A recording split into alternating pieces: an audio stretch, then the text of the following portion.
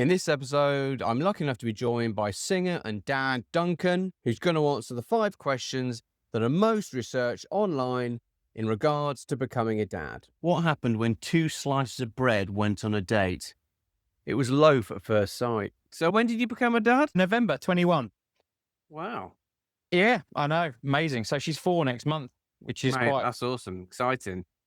it is. It's been the most beautiful thing. She was IVF as well. So it's always a miracle, but I think IVF adds another sort of little dimension to it as Yeah, I'm well. sure. The first question, did you feel ready to become a dad? Absolutely. Yeah. It's actually, my wife's here now.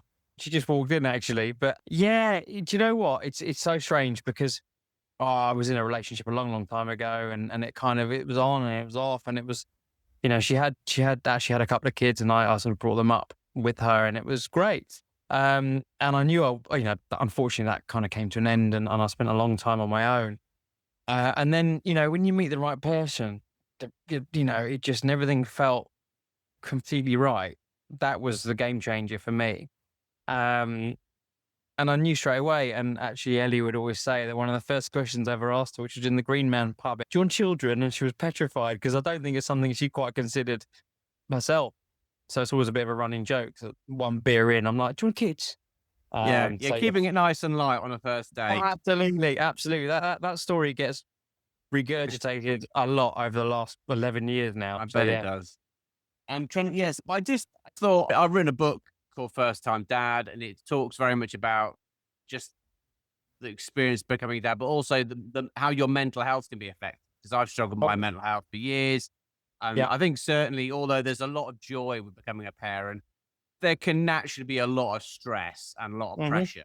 And I For think sure. the one thing certainly I found that when I became a dad, there wasn't a lot out there for other dads. The books were pretty generic. And I kind of thought, Terrible, I think. Yeah, yeah. there was certainly nothing that talked about how your relationship will change, how your life will change. And I just thought, well, actually, just talking to lots of dads and asking the same questions that apparently ChatGPT says are the most 5 frequently asked questions Yeah. by first time dads might be quite interesting.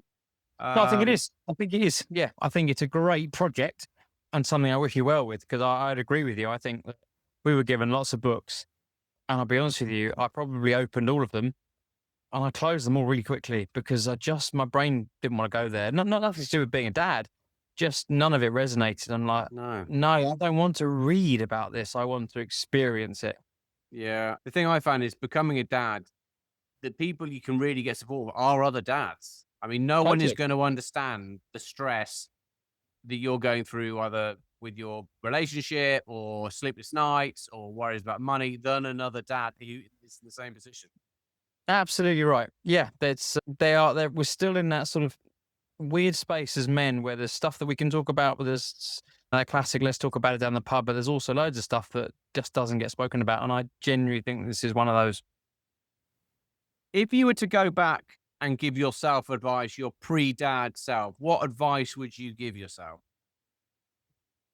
Well, I thought I was mentally prepared for it because I've gone through life channeling my energy in the right place. And I don't think potentially I gave myself enough time to consider me, which is if women are going to watch this, they're going to think, "Ugh," because actually it is all about the mum, definitely all about the mum. But we're here talking about the dad side of things. And I was very conscious that I wanted my wife to be secure, happy, financially secure, and all those sorts of things. And so you become like very much not the provider. What's the right word? Just I wanted it to be right. I wanted it to be perfect, which is not, it's not in a real world that doesn't really exist.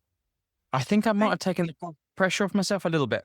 Yeah, I that's good advice because I think that being a parent is so hard, and I think a lot of it is that you're right. It is all about the mum. Your mum, the mum is the one growing the baby and doing the hard miles. But that doesn't Absolutely mean right. that dads get no vote. You should get, and your mental health will be challenged, even if it's just because you're not getting as much sleep.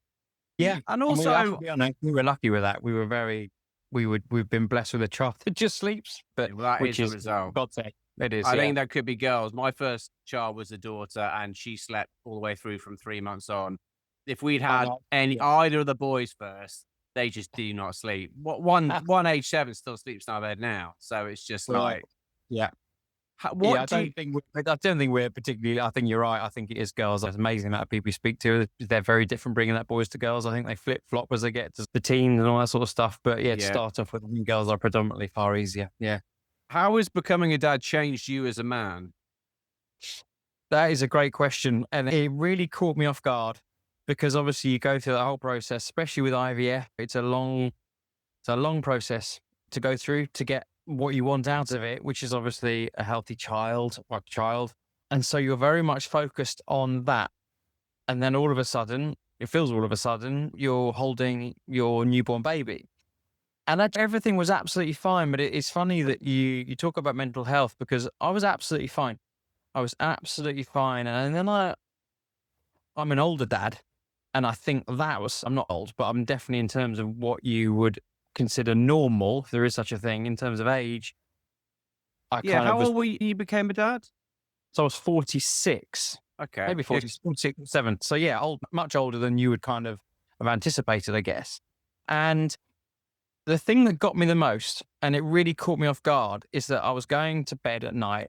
And I think this is probably when Poppy was a year or so old. And I kept it on, my head was at the pillow. And all I'd start thinking about is my age and Poppy's age. So I'd be going, okay, well, she's 1 and I'm 46. And when she's 5, and when she's going to be 15, and it drove me literally mad, completely mad, because my whole thing was I want to be around for as long as possible. And that's not being morbid, but I really suffered. Really suffered to the point where I actually did get some help for it because I thought, this is crazy. I just needed to I very much live day by day. But for some reason, my brain took me to a very strange space, thinking, I need to be here, I need to be here, I need to be here. What would it be? Like health anxiety, possibly. yeah. Maybe it was that. But Something as simple that's as that. And I'm fit and healthy. So, but that's so interesting, and that's so helpful. You won't be the only dad who has a child in his 40s. I had first became dad in my late 30s. So right. then there, and that's what I hope from these conversations, because there will be, Mm, it will speak to someone. And I get it. I think the biggest fear is that you're not going to be around to support them. yeah, totally. I think it's a Yeah. very real fear. And I think we need to have these conversations because there's no one way to become a dad. There's no one way to do parenting. And your experience will speak to someone else. I certainly know that when I first became a parent and I was worried about I just thought, I can't admit to feeling anxious or tired because people are like, what are you talking about? You're the dad. Yeah, What yeah, about your exactly. missus? But I think that's the problem. I think there's a place for men and women to be supported by other mums and dads. That's what I think. I think you're absolutely right. So going back to where we started, we're talking about books. I mean, they're black and white, aren't they? They kind of tell a story. It's kind of, and I couldn't engage with the books at all. And I don't know, I suppose if you're an avid reader, I suppose a book might be something more that you would turn towards, or even an audio book might be something, but actually didn't work for me at all. And actually, you know what's really strange is we're going back to a time where obviously it was COVID. So there was no, we didn't go to any groups. There was nothing like that. We ended up watching videos, both of us online, which we actually really enjoyed because we felt like we were doing something rather than nothing. But then, of course, when our little daughter came along, there was no sort of support network for either of us, really. It was very much sort of, okay, like I'm sure most people do when they, get home with your first child, walk in through the door and it's like, right, it's just right. Here we go. Let's Yeah, go with it. I And we did. I did not feel ready to be a parent. In the way that I was like, what am I doing? I never felt grown up enough. I still don't now. And I've been a Oh, parent for amazing. 13 years. I still have Yeah. days I'm like, I don't know what I'm doing. And I think you need someone else to go, no, mate, you're doing fine. Yeah. Even if it's someone that's like 6 months ahead of you, because I think you can be very lonely as a parent. You can suddenly just become someone's dad at the school gate, waiting to pick them Yep. up. Because since I saw you last, you basically your whole jazz careers, and you were you on? What was the show you were on? Oh, you will really want me to talk about? No, The Voice. Well, on The Voice, yeah, Yeah, and which is then finally that coincided. That was 2019 we aired. Obviously, I wasn't a parent then, but yeah, life's been really different in the last 10, 12 years. Incredibly different and really enjoyable too. And what was that experience like? That must have been amazing. It was everything you'd want it to be. I have to say, it was an incredible experience. I don't want to call it stressful. I think the stress that was going on was very much self-inflicted, if I'm honest. It was like classic kind of sabotage and I was got to the point where I thought, "Oh, I can't do this. I don't know if I want to do this." That definitely happened quite a lot. But actually, the two guys I was singing with gave me and rightly so, a kind of a gentle nudge, and I needed it to go, "Come on, it's a once in a lifetime opportunity. Let's just go and do it." And we did, and obviously it was great fun. But then you have the reward of coming off the show like that, and the phone ringing and emails coming in, and then of course COVID came along, and it's back. You felt like it went back to square one, to be honest with you. But But it's great. you're still performing. I see I you're do a lot. doing I do a yeah. lot of gigs. Yeah, I mean, I'm a lot of weddings, corporate events, all those sorts of things, which I love. But it'd be nice to get onto some slightly sort of, I guess, bigger stages, perhaps. But you know Yeah. what? Singing or performing has to be. It's in your blood. It's definitely in my blood. And I there was a while ago, I was very much along. You have to like your value, and your value is what you do, and you make sure that you put yourself out there, and you get compensated for your value. Actually, as I've gone along this journey, there's a bit of me now that's thinking, do you know what? If someone asks you, just turn up, because actually that's important too. Just be present. A bit like being a parent. Be present. Turn up. If there's one person there or 1,000, you make sure you do your best. I think that's a And really good way of looking at it. I tried to launch a number of YouTube channels, and I did one where I was just like, I did a bit of stand-up comedy, and I did these awful dad raps about parenting and mental health. And I actually went to Britain's Got Talent, and I had an audition. And did actually, you? I actually I couldn't. It was so manufactured. It was so Mhm. manufactured, and I actually thought I what made me say because actually I'm a 40-year-old dad. I don't have any aspirations that I'm gonna get anywhere with this. But there were some genuinely talented kids who might just not have looked what they wanted, and that made me sad because I just thought it's just very manufactured. Yeah, it is. But I think they all are. I think they all are. I think they have to be. You do get a sense of that as you move through, rounds in the show, or even going from day one, from first auditions. It's very much sculpted to create a TV show, and ultimately, that's all they are. They are just a TV show. yeah, I think that can be disillusioning, if that's a word. But basically, I had a YouTube channel that got hacked about a few weeks ago.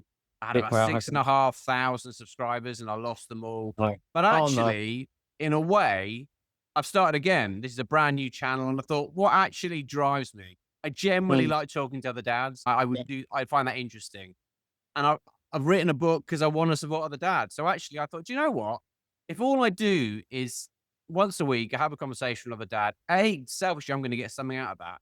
If another dad hears this and goes, do you know what? I listened to something and it made me feel much better about what I'm doing, or I just got a perspective, that's enough.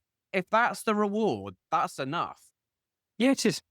I agree with you. You've got to do something that is, I think, has meaning. I think it has to have meaning, and if that's your calling, then I wish you all the best for the channel because I think it's worthy of talking about for sure. Well, that's kind of you. And mate, likewise with your music, because what you're doing now sounds like it's got integrity. And I'm sure you could go down the road of jumping through hoops of whatever to get the success and then go. You see so many stories of going, I felt like this, it just became something I didn't want to be part of. Yeah, totally. And I think that's the thing, isn't it? It's how do you quantify or qualify success? It's kind of, you look at where you start and where you get to. But do you know what? A stage is a stage. And that's how I look at it now. It doesn't, it's that's it. It doesn't matter if it's on a cruise ship, which I was going to do some cruise work a couple of years ago, but that again, because of COVID, was something that obviously I put on the back burner. And actually, but more so, I don't want to be away either. No. I don't want to be on a cruise ship in the middle of the Mediterranean for a week and not be at home doing what I consider to be far more important, which is to be a dad. And that's not me judging anybody else that is a family man and spends time away at all. But again, I come back to where I was in age and stuff. I think I could go on a cruise ship for a couple of weeks, but I don't want to go on stage and do something that I love while my love is at Yeah. home. I think being a dad is and you can go through every other element. It's not, I might work life has never been up and down. But actually, being a dad generally is the one thing that drives me. I love Mhm. being a dad. No, that's the stuff that I will look back on and go, was I a good dad or was I a shit dad? And I think the advice I give myself is just keep turning up and Yeah, don't big one. don't look at what anyone else is doing because your kid needs just specifically support that you will know. And if all you do is turn up, then you're Mm. doing much better than most people. I agree. And I think something that I noticed, I've definitely noticed a lot, and I know it's a very British thing or English thing, is that sort of the way we approach a subject matter like this. And and my light just turned off. It tells you everything about my No, life. you're good. You can still see it. It's all good. um, it's, and I tell you why I noticed it is because I spent a lot of time in Italy over the last 20 years. And when they found out that I was going to be a dad, everybody wanted to hug me. It was like, ah, bella mia," and it was just beautiful. And then, of course, Poppy comes along and they will worship her. And it's, la bambina, che bella. And it's just lovely. Whereas you can have those similar things in the UK, but actually the thread that I've discovered is almost this. You wait. Oh, you wait, mate. It's like you wait till the sleepless nights. You wait till they start crawling. Oh yeah. You wait till they're two and they're running around. You wait till they're terrible.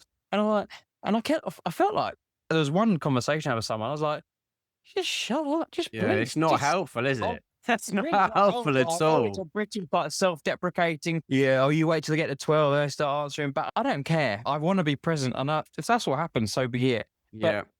I don't need that. I It's not supportive, and I I find that certainly agree supportive. with you about Italians. I feel like if I had to, if from all the countries I've visited, if I had to pick a, a, a group of people who get family, it's Italians. And I think Oh, that's the best advice.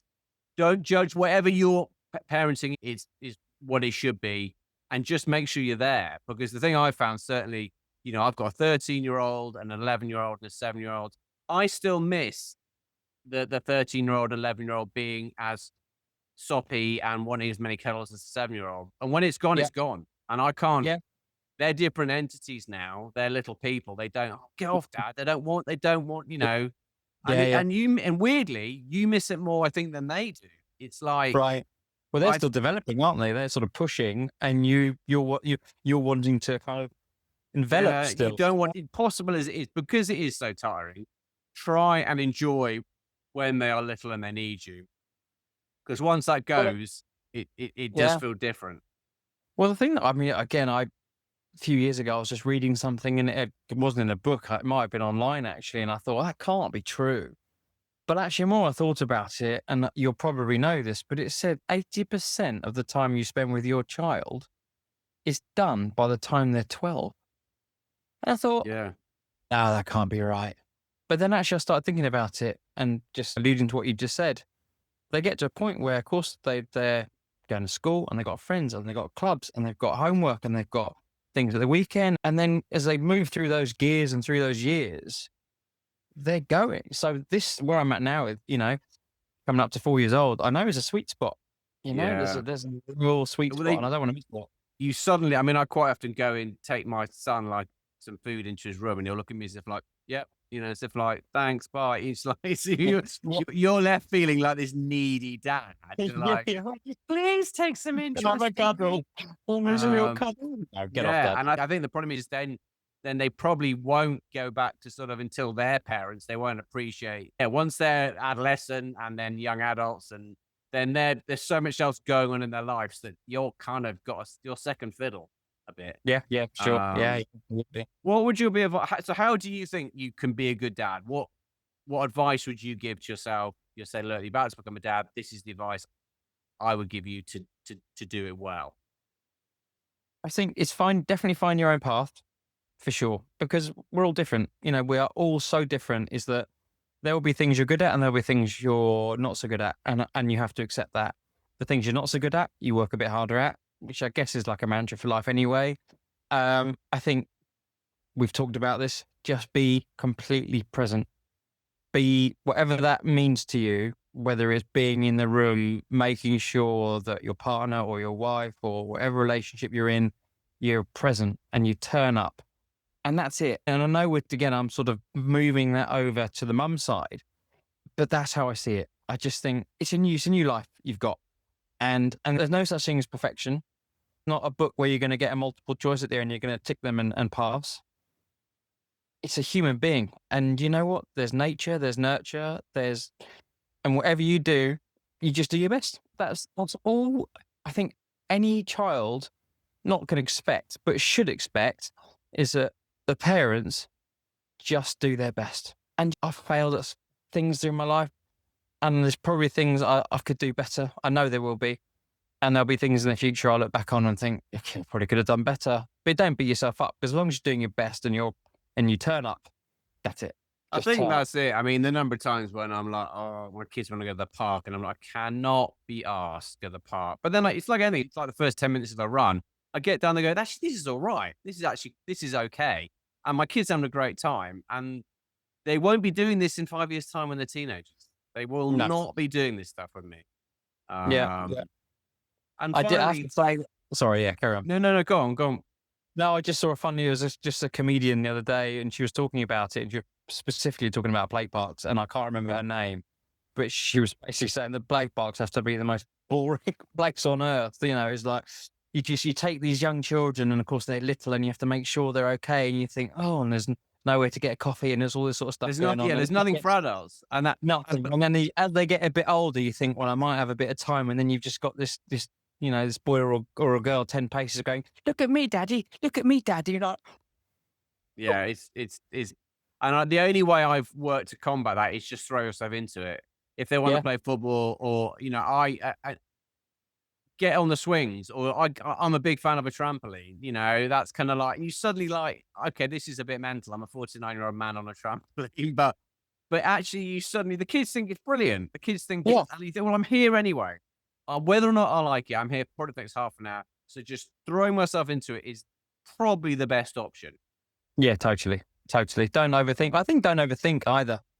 I think you can possibly get to a point where, even in the context of our conversation, you can kind of go, is that right? Is it not right? Oh, I don't know. And do you know what? I don't think you'll ever know.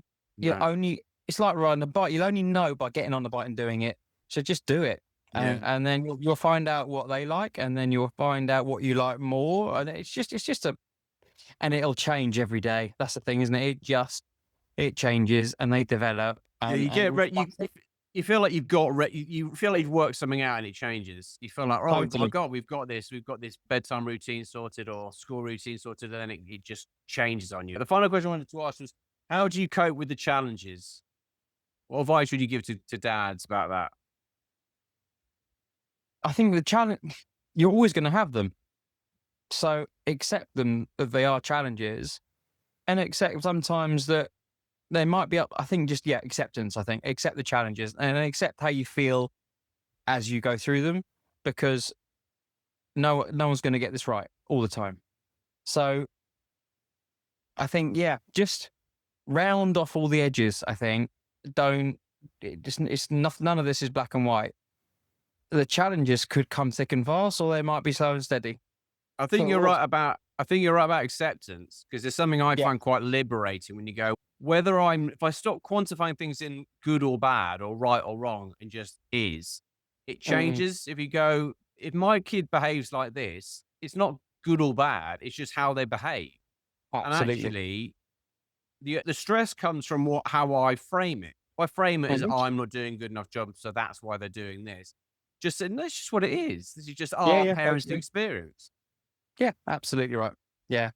I think one thing that I've always done, and it's not, I don't know if this is relevant to the question you've just asked or not, but the times that can be challenging, even with a toddler and stuff, I just found myself, and I've said it to my wife as well, that wherever we were, whatever was going on, if there was a slight little thing that's going on or a meltdown, which we're very lucky, very blessed that we don't get many of those, but I found myself saying, change the space, change the energy. And it, honestly, I don't know. It's just one of those things that works for us. Again, might not work for somebody else, but it could be anything. It could be moving from one room to another room, or going out of the house and walking up the road, or if you're in a restaurant, getting up and whatever it is, that I found really useful with a child who's not quite doing, maybe not what's expected of them. They're just being a child. That I've really found very useful. And I might have read it, I might have heard it, or I might have come up with it myself, but it really worked for us. Change the space, change the energy.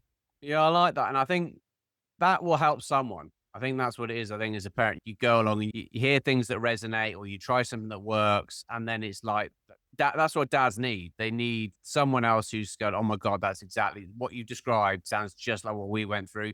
Try this, is an absolute godsend.